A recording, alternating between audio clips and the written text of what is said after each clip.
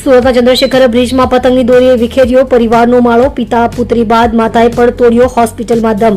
ઉત્તરાયણના દિવસે સુરતમાં એક હૃદયદ્રાવક ઘટના સામે આવી છે। પતંગની દોરીએ એક પરિવારનો માળો વિખેરી નાખ્યો છે।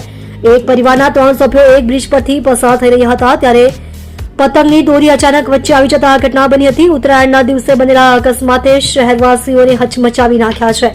મળતી માહિતી મુજબ ઉત્તરાયણના દિવસે એક પિતા પોતાની નાની પુત્રી અને પત્ની સાથે બાઇક પર જઈ રહ્યા હતા। તે દરમિયાન ચંદ્રશેખર આઝાદ બ્રિજ પર અચાનક પતંગની દોરી આવી જતા બાઇક સવારે સ્ટીયરિંગ પરનો કાબુ ગુમાવ્યો હતો અને તેઓ 70 ફૂટ ઊંચા બ્રિજ પરથી નીચે પટકાયા હતા। આ ભયાનક અકસ્માતમાં 35 વર્ષીય રેહાન અને તેની 7 વર્ષની પુત્રીનું ઘટના સ્થળે જ મોત થયું હતું, જ્યારે રેહાનની પત્નીને ગંભીર ઇજાઓ થતા હોસ્પિટલ ખસેડવામાં આવી હતી। અકસ્માત દરમિયાન બાઇક બ્રિજ નીચે પાર કરેલી એક રિક્ષા પર પડતા રિક્ષાનો કચ્ચરઘાણ થઈ ગયો હતો। ઘટનાની જાણ થતાં જ આસપાસના લોકો તાત્કાલિક દોડી આવ્યા અને પોલીસ તથા 108ને જાણ કરી હતી। ગંભીર ઇજાગ્રસ્ત માતાને ખાનગી હોસ્પિટલમાં ખસેડવામાં આવી હતી, જ્યાં સારવાર દરમિયાન તેનું પણ મોત થયા હોવાનું જાણવા મળ્યું છે। પતંગ દોરીના કારણે કુલ 9 લોકોએ જીવ ગુમાવ્યા।